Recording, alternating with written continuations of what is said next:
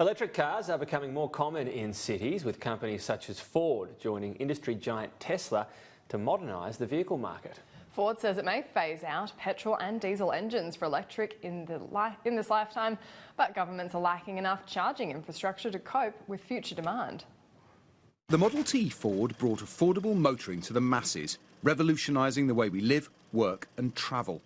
But in the slipstream of this industrial revolution came a climate crisis manufacturers are now racing to address.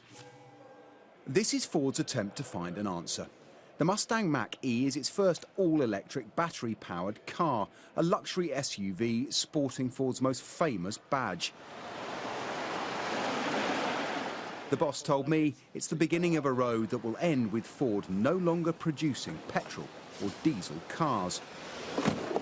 I'm sure that day will come. I don't know what date that is, and it will be different in different countries, but the technology will evolve. And do you think it's in our lifetimes? I think it likely is. Electric cars remain the exception, and for now, Ford are relying on hybrids to reduce carbon emissions. They're worried about the impact of a government ban in 2035. Obviously, we have the technology today, but we're going to have to work together, industry, government, in cooperation if we're to make that a reality. We have some concerns about, excluding hybrid technology from that. We think that can be a very important part of the mix.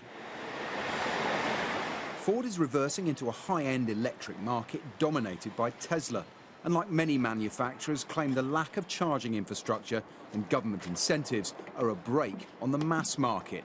Others say the demand is there. We're only expecting about 100,000 coming to the UK this year. And actually, we buy 3 million new cars every year in the UK.